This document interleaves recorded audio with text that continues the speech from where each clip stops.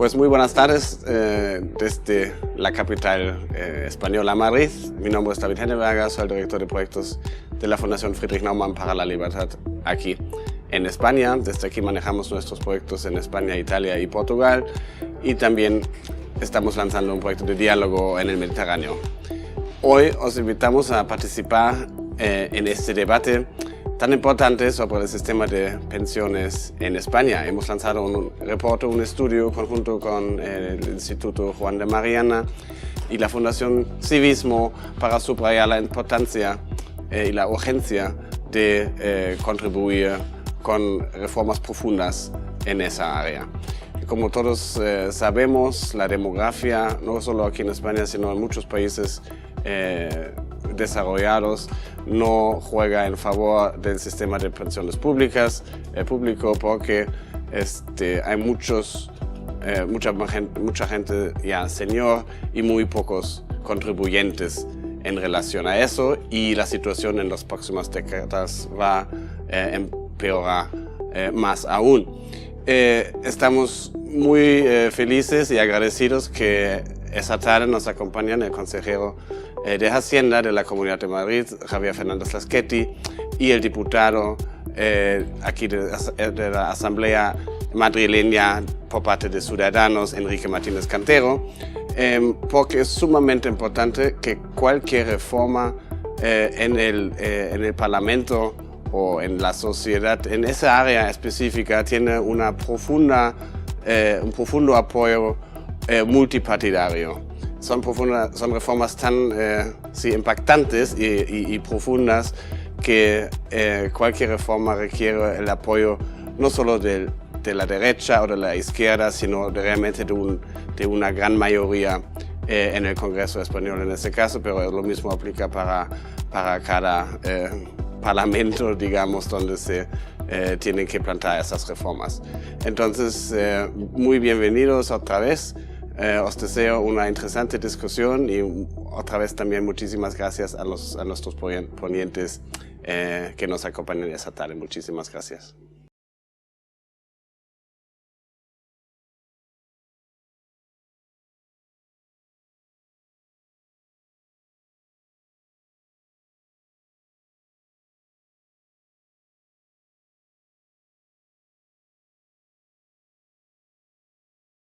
Pues hola, muy bienvenidos. Iba a decir buenas noches porque se ve que es de noche, pero no sé cuándo estaréis viendo todos el vídeo. Yo me llamo Domingo Soriano. Hoy estoy aquí como autor de un informe que hemos realizado en colaboración la Fundación Naumann, el Instituto Civismo y el Instituto Juan de Mariana, un informe sobre las pensiones, una reforma de pensiones real y sostenible. Y hemos planteado un decálogo de medidas que nos parece que puede ser interesante, que puede generar debate, que puede ayudar a esa reforma de las pensiones de las que tanto se habla, aunque luego parece que nos cuesta ponernos manos a la obra. Tenemos un panel político, podríamos decir, con dos miembros del Partido Popular y Ciudadanos para comentar este informe y, sobre todo, más allá, para comentar en general cómo vemos la situación de las pensiones en España, de las posibles reformas y de las posibles reformas desde la política. Yo cada vez digo más que la reforma de las pensiones desde el punto de vista financiero no tiene mucho misterio, son habas contadas. El dinero que hay es lo que hay y las previsiones demográficas son las que son. Es más una cuestión muchas veces de mensaje y de cómo lo explicamos y de opciones políticas que tomamos más que económicas, ¿no? Yo, bueno, como periodista económico y como economista muchas veces le damos muchas vueltas a los números, pero yo, después de darle muchas a los números de las pensiones, llego a la conclusión de que los números cada vez importan menos y la política y el mensaje más. Así que tengo conmigo a la izquierda Javier Fernández Laschetti, consejero de Hacienda de la Comunidad de Madrid, miembro del Partido Popular y consejero de Hacienda del motor económico español, así que uno de los políticos a los que más cuentas, que más sabe sobre gastos e ingresos públicos y sobre lo complicado que es cuadrar esos presupuestos. Y a mi derecha, Enrique Martínez Cantero, diputado de Ciudadanos en la Asamblea de Madrid, miembro de la Comisión de Economía y vicepresidente de la Comisión de Recuperación, ¿no? Me comentabas pues también una persona con conocimientos económicos, especializado en el otro gran partido del centro derecha español y de la Comunidad de Madrid, que es desde donde hablamos. Aquí, no sé si se ve, pero estamos aquí en las alturas de la Gran Vía madrileña. Así que, bueno, vamos a hablar de pensiones, un poquito de este informe, como lo he hecho yo, esta mañana lo presentábamos ante la prensa, un poquito hablaremos de este informe. Yo creo que el decálogo es bastante razonable, el que hemos planteado, y tiene algunas ideas interesantes. Y yo decía que desde el punto de vista financiero, voy a hacer una pequeña introducción, si os parece, y para situaros un poco lo que a mí me gustaría que hablásemos a lo largo de... Yo voy a hacer poco de moderador, yo creo que vamos a hacer más un debate. Perfecto. Es que como periodista es casi lo que me sale, ¿no? Un poco de tertuliano, así que voy a intentar plantearlo casi más como una especie de debate a tres, ¿no? Entonces, decía antes que desde el punto de vista financiero, las cosas están relativamente claras. España tiene uno de los sistemas de pensiones más generosos de Europa, tenemos una de las tasas de sustitución más alta, tasa de sustitución, tanto si lo medimos relación último salario, primera pensión, como si lo medimos la relación pensión media, salario medio, estamos entre los países que tienen un sistema más generoso. Y desde el punto de vista demográfico da la sensación de que esto es insostenible. Incluso aunque creciéramos bastante en productividad, incluso aunque se incorporasen bastantes, gente que ahora mismo no está en la población activa, pues nosotros tenemos una tasa de población activa baja en relación al número de adultos, incluso con una fuerte aporte de inmigración, da la sensación de que las cuentas no salen para poder mantener esta tasa de sustitución. Yo creo que hasta las previsiones más optimistas que hizo la IREF en su momento, cuando José Luis Escrivá era su presidente, admitían que lo que es tasa de sustitución, que al final es casi el indicador probablemente que más miramos en cuanto a generosidad de las pensiones, va a tener que bajar. Y al final, este sería el planteamiento financiero que yo hago, económico, esto es más o menos inevitable. Ahora las preguntas son, alrededor de esto, ¿cómo lo hacemos? Es decir, explicar cómo va a bajar. En España da mucho miedo explicar esto. De hecho, los partidos yo creo que muchas veces lo niegan simplemente porque decirlo parece que es que odias el sistema de pensiones o quieres que quiebre.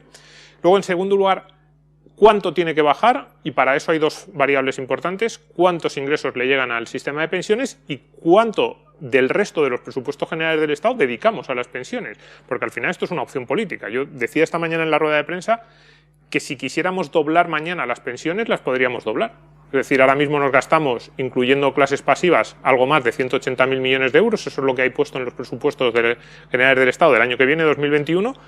El Estado español ingresa más de 360.000 millones de euros. Es decir, podría ser una opción política decir, no vamos a gastar en nada más que en pensiones, pues las doblas, las de todos los pensionistas españoles las podríamos. Lo que pasa es que parece una decisión complicada. Pero bueno, lo que quiero decir es, cuánto se ajuste el gasto en pensiones depende de esa decisión política. Por eso digo, primero, explicar cómo va a bajar, cuánto va a bajar en función de los ingresos que tenga el sistema vía trabajadores y en función de los ingresos que lleguen vía presupuesto general del Estado, cómo repartir la bajada, si la hay.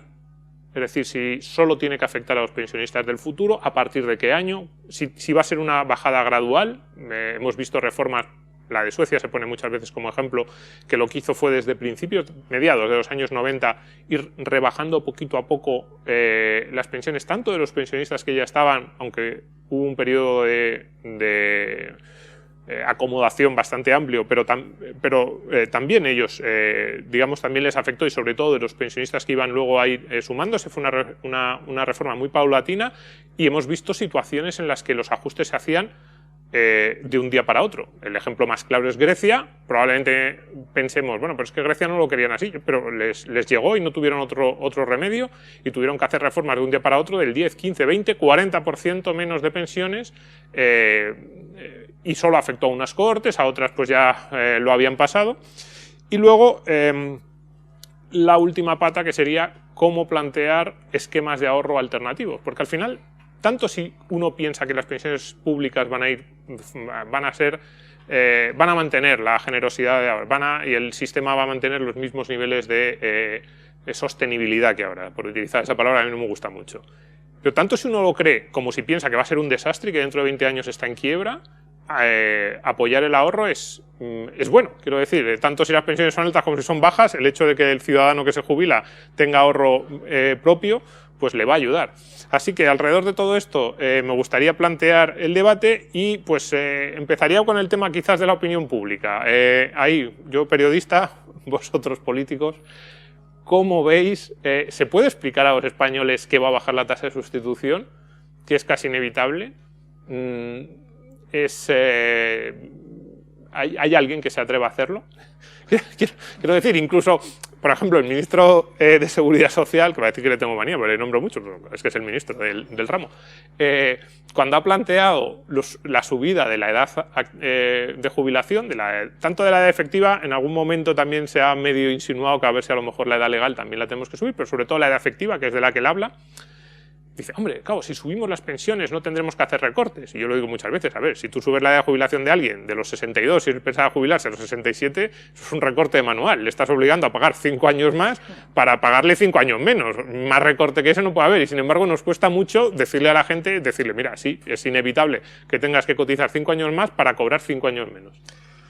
Bueno, pues en primer lugar, muchísimas gracias por la invitación y por permitirme estar hoy aquí con vosotros, con el Instituto Juan de Mariana, con la Fundación Naumann y con Civismo, para hablar de este tema que es absolutamente central y con alguien como tú, Domingo, que habéis hecho, creo que, un excelente informe y un informe que hace falta, ¿no? Hacen falta reflexiones y yo creo que hace falta reflexiones desde un punto de vista liberal que aborden con realismo la realidad actual y la previsible de las pensiones. Entonces, en ese sentido, me parece que el hecho de que haya estudios o informes como el que acaba de presentar Juan de Mariana, Naumann y Civismo, yo creo que ayuda a que haya el necesario debate, la necesaria reflexión por parte de la sociedad. Este es un tema que yo creo que es delicado en todos los países, delicado en el sentido de que afecta y afecta de manera muy directa cualquier debate sobre pensiones en todos los países. Ahora, lo que sí que digo es que en general en los países, tú has mencionado la excepción de Grecia, es la excepción a lo que nunca deberíamos de ir, deberíamos tratar de que nunca llegara a pasar, pero en muchos otros países europeos y americanos ha podido haber un debate sereno que ha conducido a unas reformas no necesariamente consensuadas, pero sí admitidas y luego complementadas en el siguiente gobierno, de tal manera que se ha ido produciendo una adaptación progresiva del sistema de pensiones a la realidad evidente demográfica de que es que ahora hay muchísimos menos niños y hay muchísimas más personas mayores. Y no digo nada cuando llegue la edad de que nos jubilemos los de mi edad, o sea, los que nacimos entre el año 65 y 75, son los 10 años en que más niños nacieron en la historia de España. Bueno, pues cuando lleguemos a los 70 u 80 años va a haber muy poquita gente abajo para sostener este sistema. Para eso, en los años 90, y yo creo que con un impulso muy importante por parte de José María Aznar, se puso en marcha algo que sonaba bien, que sonaba bien porque era una buena idea, que era el llamado Pacto de Toledo, ¿no? Es decir, el hecho de que hubiera un lugar en el que socialistas y liberales y luego liberales conservadores hablaran y pudieran llegar a terrenos comunes para evitar la confrontación. Recordemos que en el año 93 Felipe González gana las elecciones porque le dice a Aznar que tocar las pensiones conduce a que a su abuelo le van a quitar. Si recuerdas. Sí, aquel debate me acuerdo perfectamente. Bueno, yo lo recuerdo como si lo estuviera viendo, vamos, ¿no? Es decir, para apartar el aprovechamiento electoral de las pensiones, pero hay una parte del Pacto de Toledo que no se dice nunca, que para mí es la más importante, que era para apartar de la controversia política para hacer reformas. O sea, el Pacto de Toledo está para hacer, no para no hacer.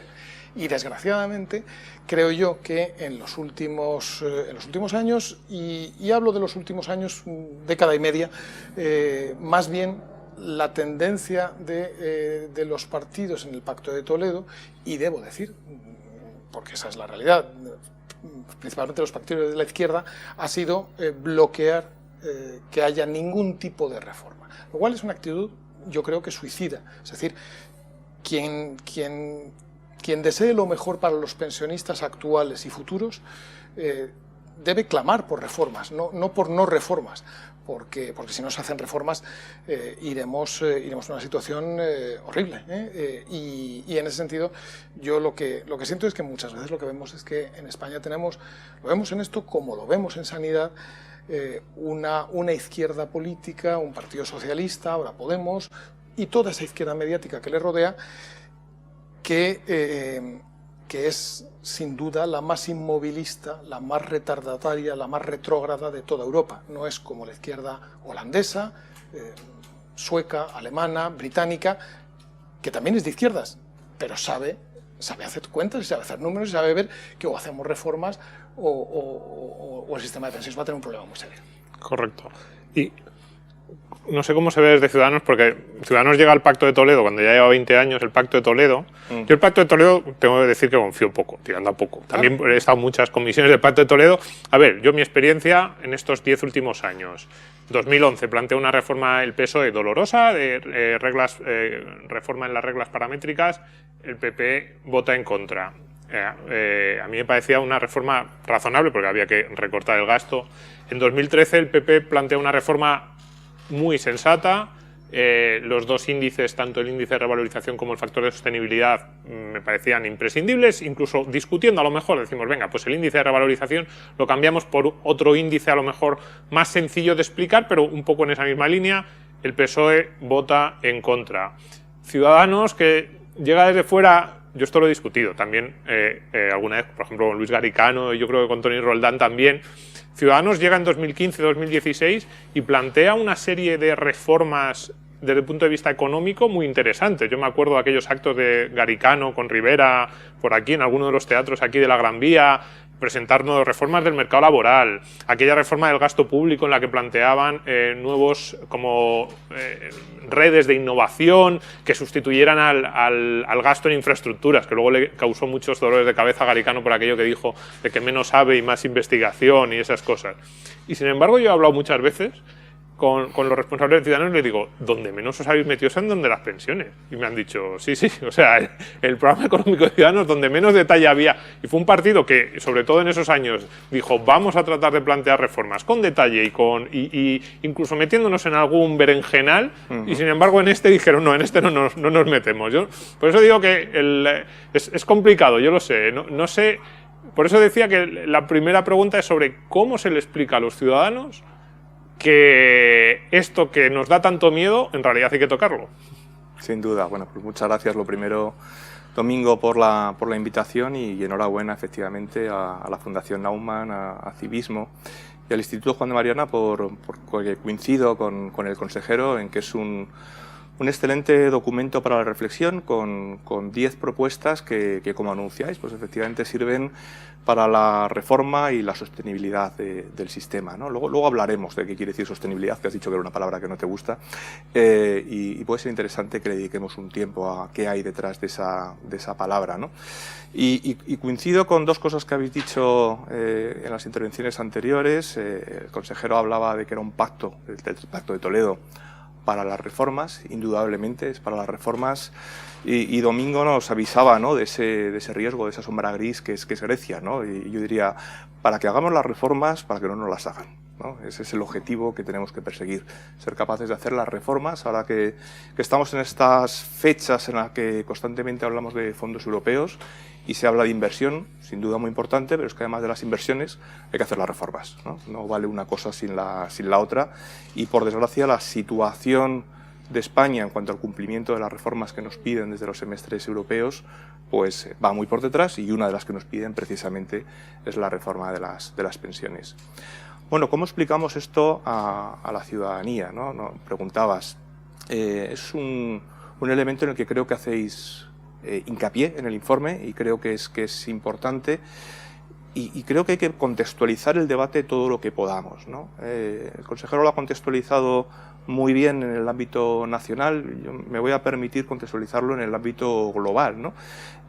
Porque uno de los problemas para entender qué está ocurriendo con las pensiones en España es que cuando preguntamos por los problemas de España, con carácter estructural, ahora todos tenemos en la cabeza cuál es el problema, pues enseguida decimos, bueno, España es un país con un problema de despoblamiento y un problema de envejecimiento, lo cual es cierto, pero también es cierto que no es la tendencia que está ocurriendo en el mundo. Es decir, estamos viviendo una situación en la que la población mundial ha crecido de una forma que no nos podíamos ni imaginar.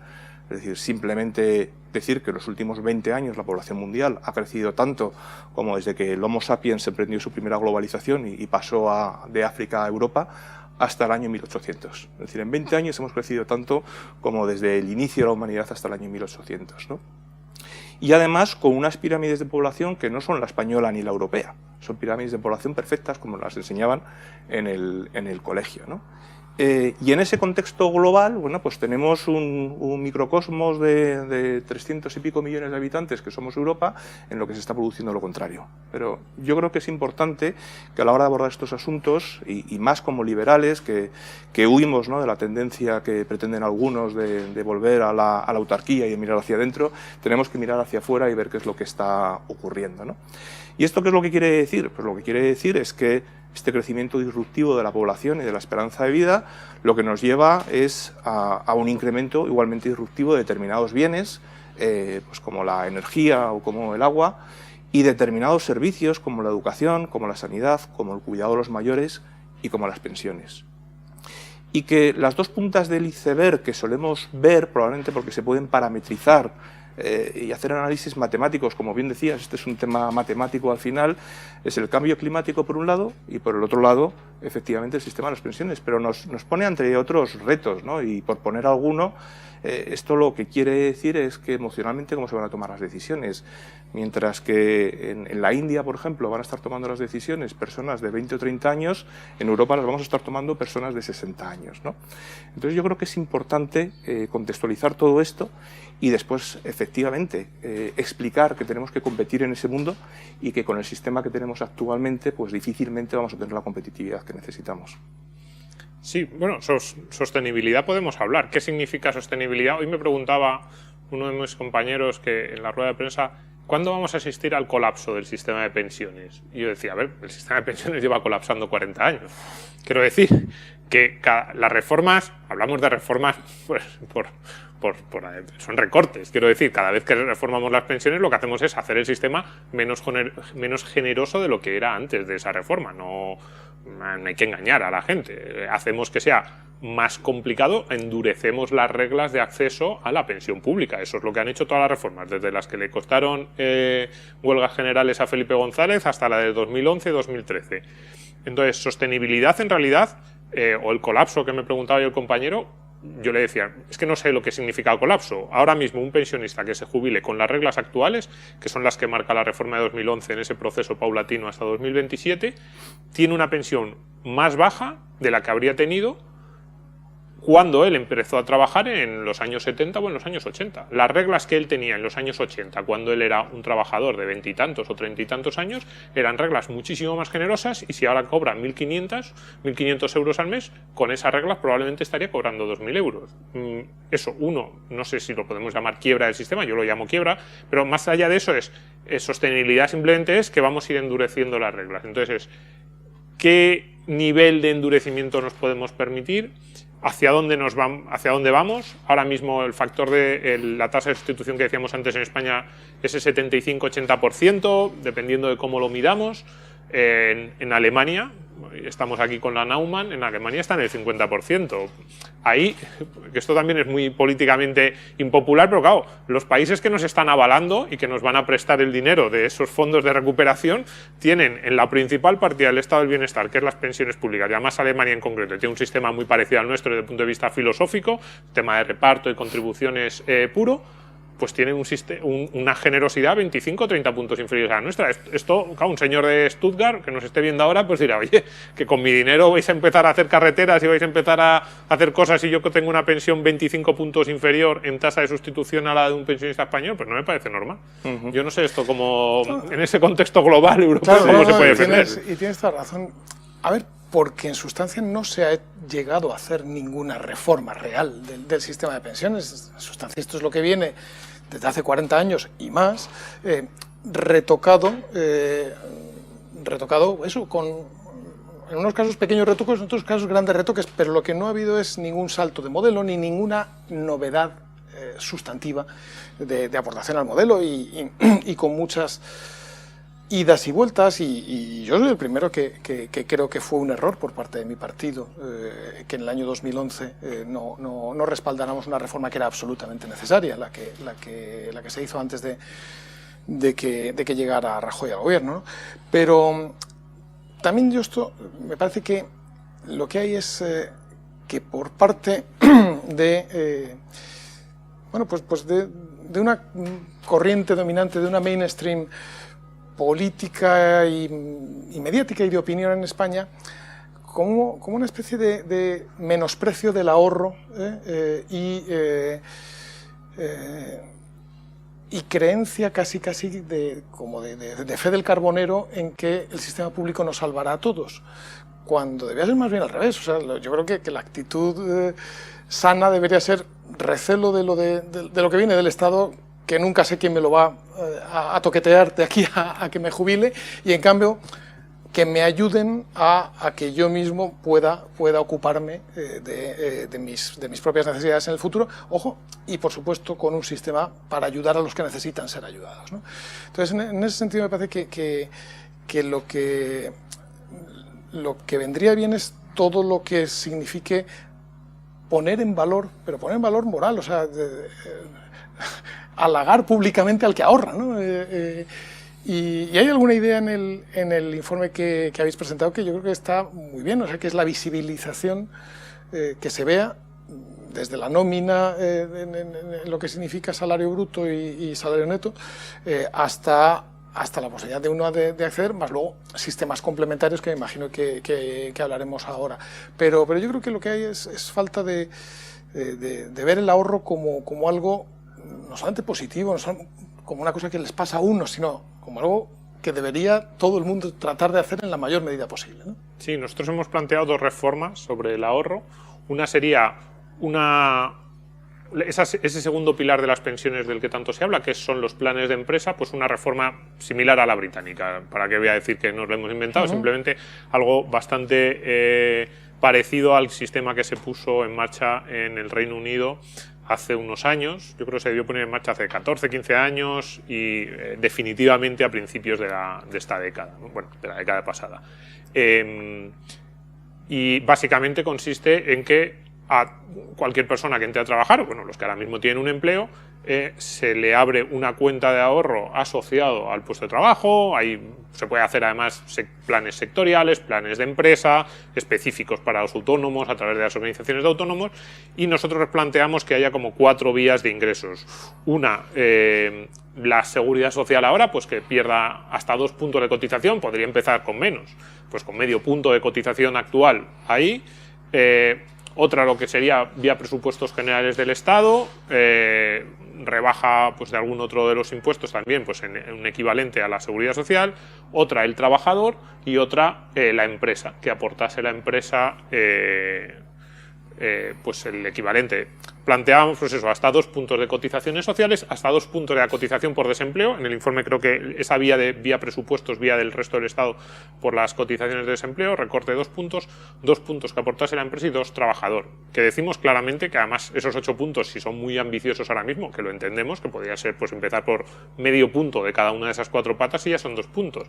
En el Reino Unido además lo que se hace, que nos parece muy interesante, es decirle esos empujoncitos, ¿no? Esos nudges de Richard Thaler, ¿no? Se le dice al trabajador: si tú estás dispuesto a renunciar al 2% de tu sueldo neto, la empresa pone el 2% también. Si tú quieres el 2% de tu sueldo neto, te lo ingresamos en el banco, pero entonces pierdes el 2% que aportaría la empresa.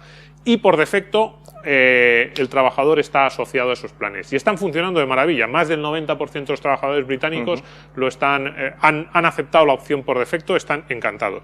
Y la otra pata del ahorro es eso que hemos llamado SICAP para todos, que es una cuenta de ahorro que tendrían todos los mayores de edad en España, una cuenta de ahorro abierta a su nombre, y además con una pequeña novedad, que es que a los que vayan llegando a los 18 años, a nosotros ya no nos toca, pero a los jóvenes que vayan llegando a los 18 años, esa cuenta de ahorro tendría un ingreso de 1.000 euros por parte del Estado, como para, de nuevo, ese empujoncito, ¿no?, desde el Estado para incitar al ahorro. Esas son las dos patas de ahorro del informe.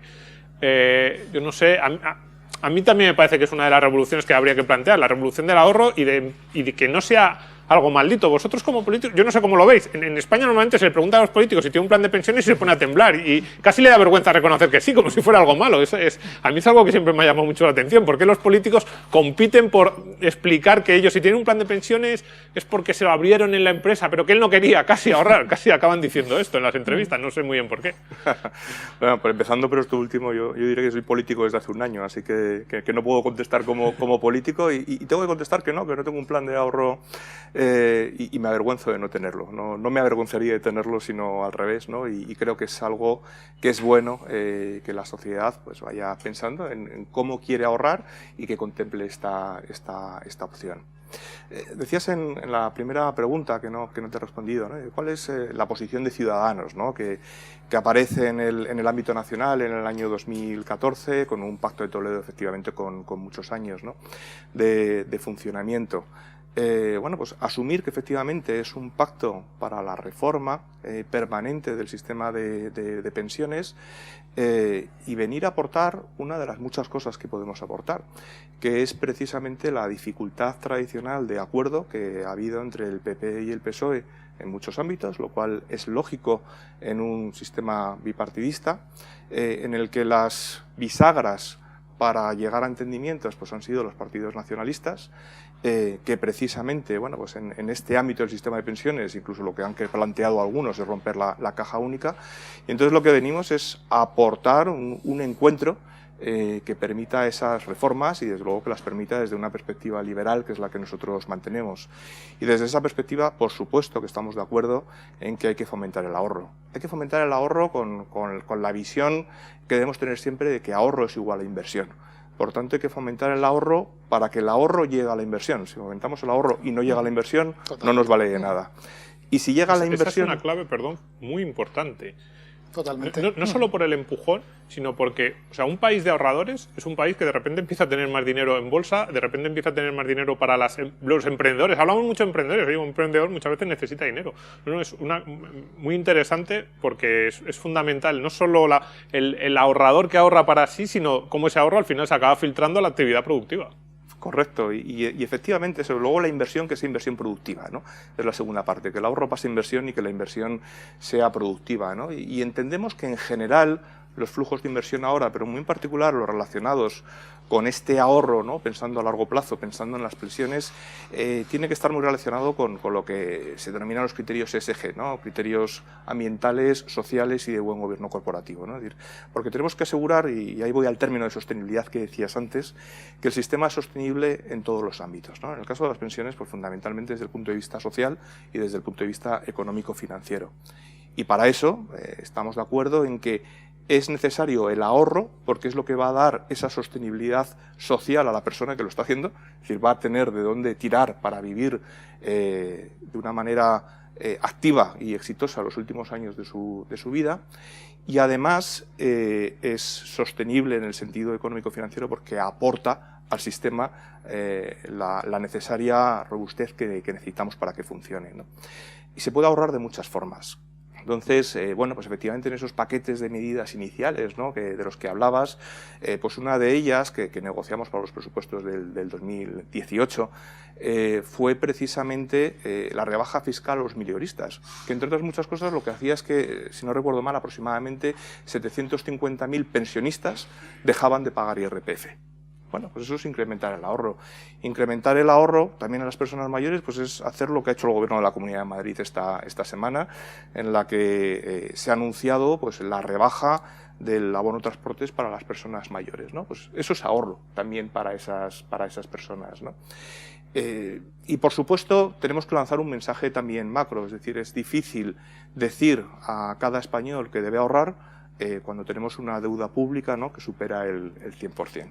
Es decir, igual que durante muchísimos años hemos hablado de los déficits gemelos, ¿no? Haciendo referencia al déficit público y al déficit por cuenta corriente, pues evidentemente ahora la deuda pública que tenemos y la evolución de la hucha de las pensiones tienen una relación, ¿no? Una relación que tenemos que romper.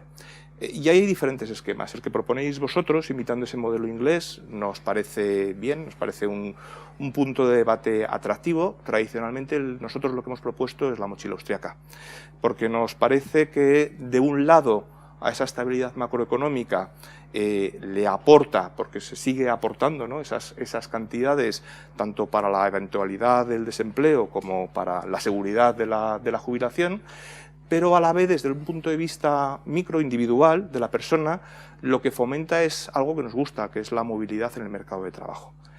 Para romper esa dualidad en la que vivimos ahora mismo, ¿no? Porque en definitiva lo que pensamos es que no podemos aspirar a pensiones dignas si los puestos de trabajo no son dignos, ¿no? Y dentro de esas posiciones de trabajo y de esos salarios, pues la famosa dualidad que también nos piden desde los semestres europeos que corrijamos es un hándicap, y pensamos que la mochila austríaca puede ayudar para solucionar en parte ambos problemas. El problema de la sostenibilidad de las pensiones y también el problema de la movilidad dentro del mercado de trabajo. Sí. Si me permites, a mí, por cierto, la mochila austríaca me gusta bastante. Es cierto que no la hemos tratado en el informe porque yo lo veo un poquito más como política laboral que política de pensiones. Pero vamos, pero tiene efectos. Si a mí me dijeran reforma laboral mañana, contrato único y mochila austríaca sería mi receta casi única para el mercado de trabajo español. En eso estamos de acuerdo ustedes. Y estoy de acuerdo contigo en que efectivamente, en realidad está expresando lo mismo, que es, a ver, bien, el Estado interviene coercitivamente para obligarte a que te cuides de ti mismo. Pero es para que lo hagas mediante el ahorro, para que des sentido y valor y continuidad al ahorro, y por tanto hay también una parte de libertad individual y de responsabilidad individual que a mí me resulta muy atractiva. Como decías en las dos fórmulas que para pensiones tratáis en el informe, entre otras, que a mí me gustan. A mí la idea británica me parece muy atractiva, porque me parece lo que no hay aquí es un poquito rompedor, un poquito novedoso, algo que no sea lo mismo que llevamos oyendo hablar desde que Celia Villalobos empezó a hablar de estas cosas en los años 90, ¿no? Entonces, me gusta. Por cierto, en el caso británico, corrígeme Domingo, que seguro que lo sabes, si no me equivoco, eso es reforma que hace gobierno laborista, yo creo que es de Gordon Brown o de Tony Blair.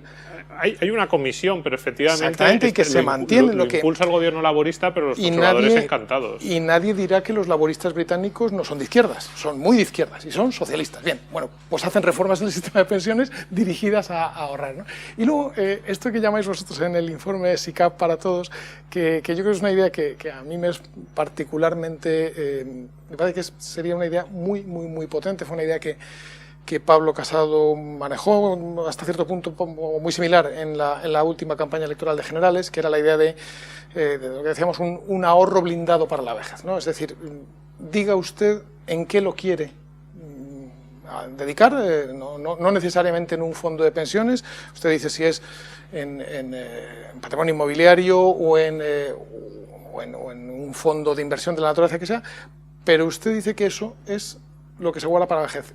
Y eso no paga impuestos a lo largo de todos los años en que usted lo va ahorrando, ni tampoco el día que lo vaya a rescatar porque ya ha llegado a la edad de jubilación.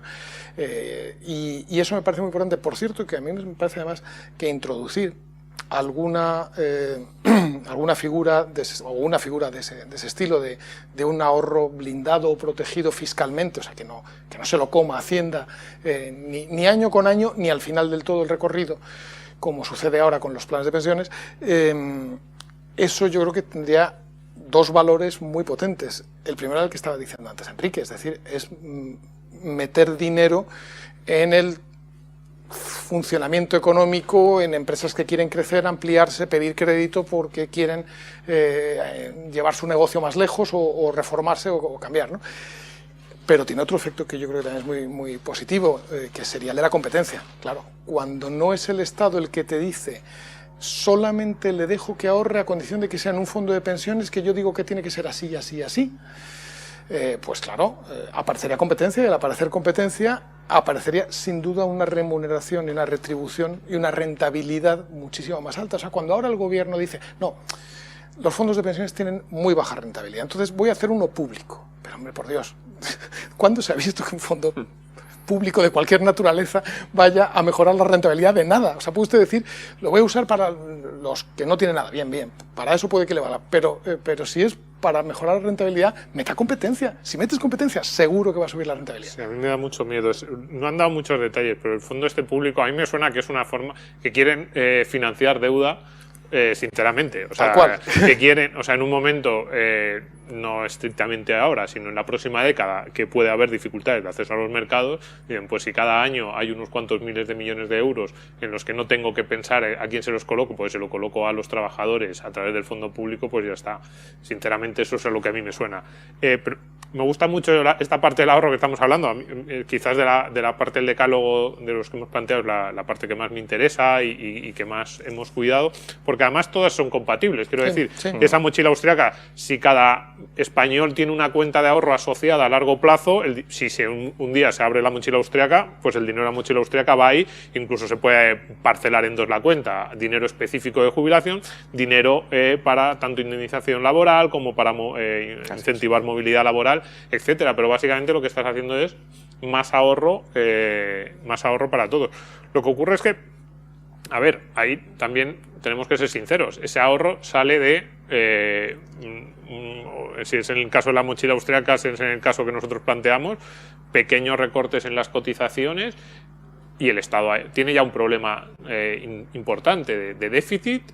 Decías antes que ¿cómo lo has dicho? Como que la deuda pública... Y la hucha de las pensiones, sí, ¿verdad? pero digo, no, yo lo que pensaba es, precisamente por cómo está la deuda pública, hay que decir a la gente, o sea, es como un elemento más de tenéis que ahorrar, porque quiero decir, si el Estado español tuviera unas cuentas inmaculadas, perfectas, de un 5% de deuda pública sobre el PIB, dice, hombre, no confío mucho en las pensiones o en la sostenibilidad a largo plazo de la seguridad social, pero bueno, nos podemos endeudar hasta el 140 que tiene Italia, tenemos margen para ir, pero es que nosotros ese margen nos lo hemos comido entero, con lo cual, si no hay dinero en el año a año, va a ser muy difícil que España siga endeudándose. Pero, bueno, lo que decía, que al final, que parece complicado, o sea, que hay que sacar de algún sitio, y si sacamos un punto, yo digo, venga, un puntito en cotizaciones, un puntito en lo que ponen los empresarios ahora mismo en las cotizaciones empresariales a la seguridad social. Para la mochila austriaca, venga, vamos a dar 2 puntitos para la mochila austriaca. Eso son 1.000 millones de aquí, 1.000 millones. Hay que decirle a la gente claramente, el presupuesto no lo aguanta todo, habrá que recortar o habrá que hacer algo en otro sitio. Estoy de acuerdo, ¿no? En el ámbito de los recursos humanos, ya sabéis que se habla mucho de las motivaciones de las personas, ¿no? Las motivaciones intrínsecas, extrínsecas y trascendentes, ¿no? Entonces, aquí lo que tenemos que pensar es qué es lo que motiva a la persona a ahorrar y qué es lo que motiva a aceptar reformas que en principio pueden ir en su contra, ¿no? Que es de lo que estamos hablando. Claro, cuando nos vamos a las motivaciones extrínsecas, ¿no? Que es lo que nos dan a cambio, pues en el ámbito de los recursos humanos muchas veces se ve que a una persona no le molesta tanto si le bajan o le suben el sueldo, como no saber cuánto se lo están bajando o subiendo al de al lado y por qué, ¿no? Es decir, la envidia, por decirlo de una forma rápida. Entonces, a la hora de afrontar, efectivamente, convencer a la sociedad de estos cambios, responsabilizarla de esos cambios, es imprescindible que tengan la información clara, para que no surjan esos temas, ¿no?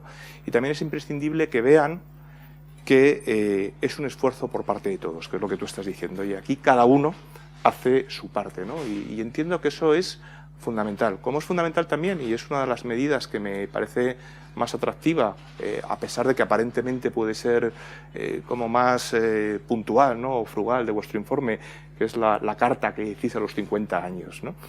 La carta para mí es la más, casi diría, yo he dicho alguna vez que es la más importante. No del informe, sino en general, porque la gente sepa lo que le va a tocar.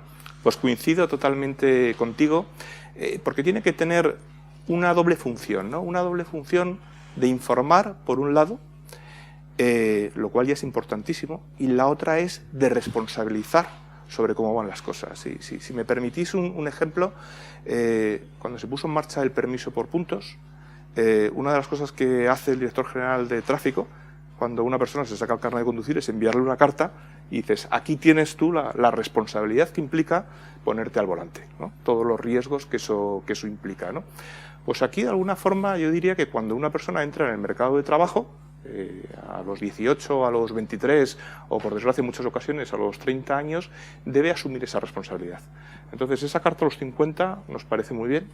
El que a la hora de entrar en el mercado, de alguna forma, se explicite, en el mercado de trabajo, se explicite, oye, acepto estas reglas y me responsabilizo de ellas, y que desde luego no afrontemos las reformas que queremos mirar al futuro con metodología del pasado. Es decir, yo esta propuesta que hacéis la complementaría con una app en el que pasaran dos cosas, que una persona rápidamente pudiera hacer su simulación para poder tomar las decisiones libremente de cuándo y cómo quiere jubilarse, pero también que le informara de qué efecto tiene eso sobre los demás, al modo, por ejemplo, de las facturas informativas en sanidad o en educación, ¿no? Es decir, oye, esta decisión que tú estás tomando para ti implica esto, pero para el sistema implica esto otro, ¿no? Y que esa información fuera fiable, fuera accesible y fuera amigable nos parece fundamental y os felicitamos por esa propuesta. Sí, bueno, el tema de cómo hacerlo, lo de la carta o... Yo al final hemos recurrido a la carta de verdad, en plan sueco, el sobre naranja este, porque esto es un poco la experiencia, y es que el Ministerio, bueno, todavía no era Ministerio de Seguridad Social, puso en marcha una web en la que se suponía que tú metías ahí tus datos y te salía tu pensión. Y salían pensiones, de hecho todo el mundo, o sea, era cero fiable, hay que decirlo así. Claro, cierto que te decían, no hombre, pero hay una web, tú metes ahí los datos. Por ejemplo, salían pensiones que no estaban topadas por arriba, o sea, cosas que no tenían sentido. Entonces por eso yo al final digo, pues si funciona así y si es tan complicado venga, pues mejor que me manden la carta. Pero está bien, ¿eh? Una app también, venga, si es complementaria, sumamos las dos. Además, la app y una carta. A mí todo lo que sea información y que la gente tenga conciencia, eso de que los años van pasando y que estás con 30 y tantos años y cuando te quieres dar cuenta ya estás con 50 y tantos y las cosas han cambiado entre medias, me parece que es bueno y esa carta. Ahora, no estoy del todo seguro que cumpliera la función de incentivación.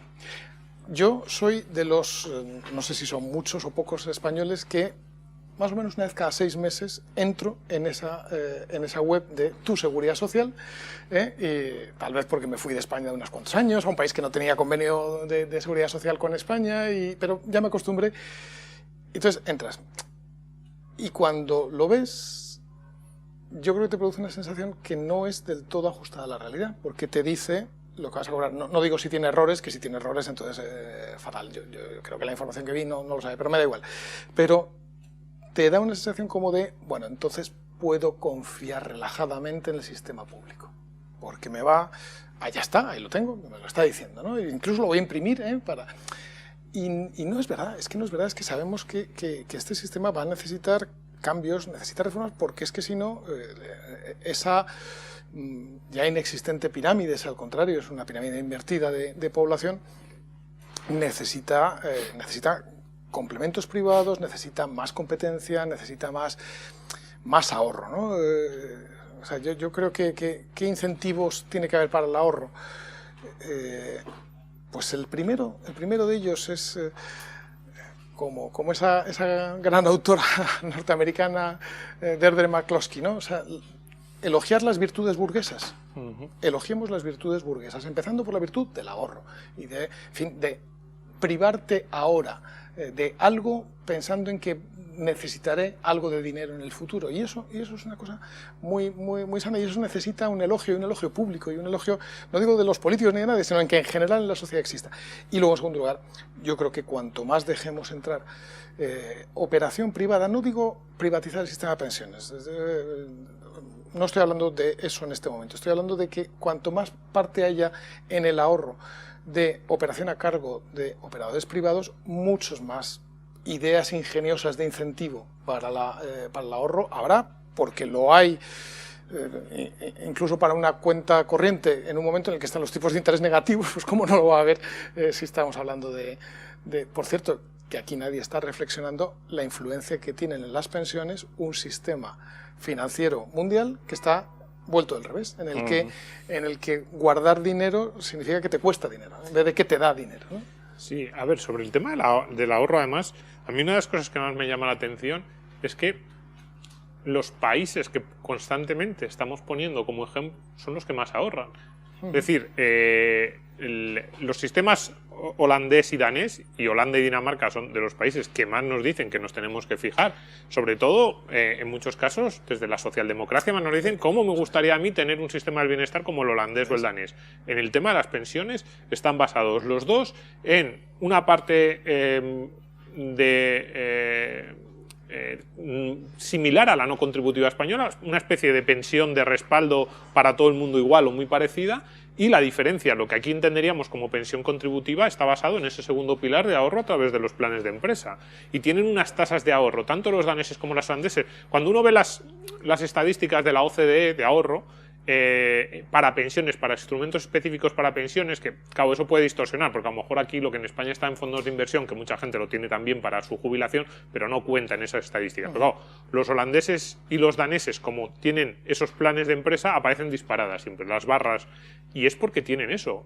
El sistema británico, pues ahora lo ha puesto, pero, bueno, venga, los británicos no, que eso no les gusta tanto, pero los suecos, una de las claves de la reforma de Suecia a mediados de los 90, una pata fue lo de las cuentas nacionales, que ya era un cambio muy importante en el sistema de reparto, pero la otra pata fue introducir una parte de capitalización. Entonces es como que nos fijamos en Suecia y en Dinamarca y en Holanda para todo, salvo para lo que hacen realmente. O sea, no sé si nos gusta el frío, que es justo lo único que no deberíamos fijarnos, porque en lo que hacen no nos fijamos nunca. Pero si me permites la maldad y un poco en relación con lo que ha dicho al principio Javier, es que yo creo que a la hora de fijarnos en esos países, ojalá los primeros que se fijaran fueran los partidos que se supone que avalan en España esa idea socialdemócrata y se comportaran como ellos en vez de como se comportan, ¿no? Si fuera así, pues probablemente las reformas para tener un fuerte ahorro y una inversión productiva serían mucho más sencillas, ¿no? Y bueno, comparto el mensaje que estabais, creo que lanzando los dos ahora, de caminar hacia un sistema mixto, ¿no? Es decir, no tenemos que vivir en ese paradigma de lo público es público y lo privado es lo privado. Creo que eso, que era un poco lo que intentaba expresar al principio, cuando hablaba, ¿no?, de esos grandes cambios en la demografía y esos posibles desajustes entre la oferta y la demanda en muchos ámbitos, es que esto hay que solucionarlo entre lo público, lo privado y también la sociedad civil organizada en fundaciones, en ONGs, en asociaciones sin ánimo de lucro, ¿no?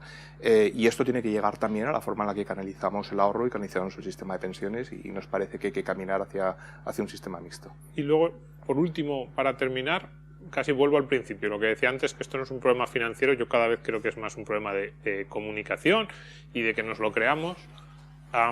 Esas tendencias sociales que estamos hablando, la demografía, vosotros, a ver, como políticos, aunque ya he llegado hace poco, pero ya sabéis lo que es la política, ya sabéis lo que es el gabinete de comunicación o el argumentario de esto no se puede decir. Realmente, lo que no hemos hecho cuando en España había un porcentaje de mayores de 65 años del 10, el 15, el 20%, ¿lo vamos a hacer cuando en España los mayores de 65 años sean el 40 o el 45? Quiero decir, cada vez el peso demográfico, el peso electoral, perdón, el peso electoral de ese cambio demográfico va a ser más alto y va a ser más complicado para ningún partido, casi por una cuestión de mera supervivencia, plantearlo. Entonces, yo creo que estamos al límite y que si no, simplemente lo que vamos a hacer es jugárnosla al futuro, jugárnosla a que no nos pase lo de Grecia, o que si nos pase, que se la coma otro. Yo creo que ahora mismo hay parte en el gobierno y sobre todo en los que, por lo menos en el gobierno, los que saben, en las cuentas, que están diciendo pues esto, que se lo coma dentro de 10 años, que habrá que recortar de un día para otro un 5, un 10%, bueno, pues que lo haga otro. Porque nos da miedo, porque además es una fuerza electoral, no solo es que sean muchos los mayores, sino que además votan, las encuestas nos dicen que son los que más van a votar, y este tema de las pensiones es el que más les importa. Pero lo que pasa es que yo creo que hay mucha gente, hay mucho consultor político, y mucho político también, que lo que no se da cuenta es que también hay mucha gente que todavía no se ha jubilado y que tiene una expectativa de jubilarse. O sea, yo creo que hay que distinguir, una cosa es los que ya están cobrando pensión y a lo mejor la cuestión puede continuar, y otra cosa es los que todavía no, y si no hacemos algo nos maldecirán. Y a mí me parece que políticamente es mucho más inteligente además de más necesario, más inteligente abogar por hacer reformas y llevarlas a efecto, sabiendo que, por supuesto, hacer reformas, claro que genera debate público, pero vamos, necesario. Oye, si logramos que sea el mayor consenso, lo mejor, pero que hacer reformas, por supuesto, que lleva aparejado debate público, que no hacerlas, ¿no? O sea, no hacerlas no te evita que finalmente salgas del gobierno con la peor imagen y con la peor impresión. Yo creo que en los países donde se han hecho, estoy pensando al mismo tiempo en pensiones y en salud y en sanidad, que incidentalmente, y solamente lo dejo dicho porque si no me quedo a gusto, todos pensamos que el gran problema cuando vaya evolucionando la demografía van a ser las pensiones, y yo tengo una idea diferente. Yo creo que el gran problema va a ser la sanidad. La sanidad va a ser muy cara en los próximos años. Bueno, claro, pero es que además en pensiones tú sabes cuánto te vas a gastar porque sabes cuántas personas hay y cuánto es la pensión. En sanidad no lo sabes. En sanidad está el hospital abierto y entra la gente. Y los médicos van decidiendo. O sea, no me quiero ir ahora a la cuestión de sanidad, aunque me parece que merecería tratarse. Quiero decir que hace falta hacer reformas, que merece la pena hacer las reformas y dar la batalla por ellas, y además, quien las haga, además, yo creo que ganará las elecciones.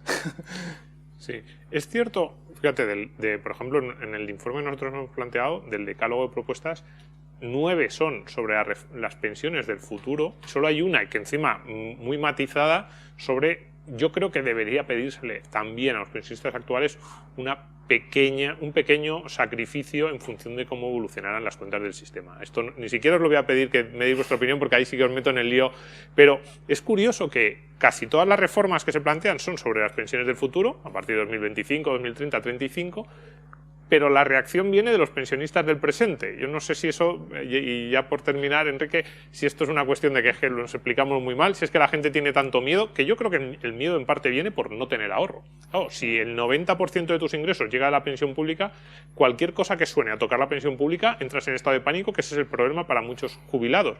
Si tú tuvieras un ahorro y solo el 50% de tus ingresos llega a la pensión pública, no te gusta que te bajen la pensión, pero no entras en pánico.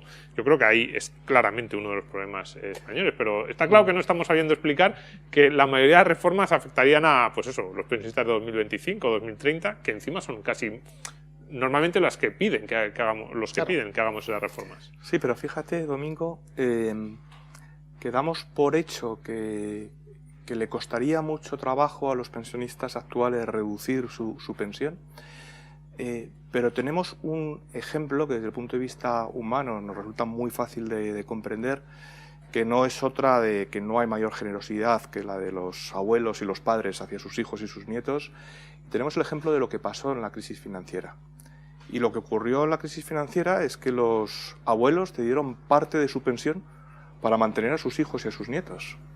Y no vamos a entrar en cómo fue cada una de esas situaciones familiares, pero podemos entender que lo hicieron con alegría de poder ayudar. Y si comprenden que cualquier cosa que se toque ahora sería con esa alegría de ayudar a sus hijos y a sus nietos, pues quizá lo verían de otra manera. Ahora, eso sí, ¿cuál es el principal miedo que tienen? El principal miedo que tienen es que les he tenido que ayudar porque no encuentran trabajo. Y entonces, desde luego, nosotros pensamos que es en el mercado de trabajo donde hay que poner todo ese mensaje de tranquilidad, porque si no lo que van a decir es no quiero tener la pensión más alta posible, pues si tengo que volver a ayudar a mis hijos y a mis nietos, ¿no?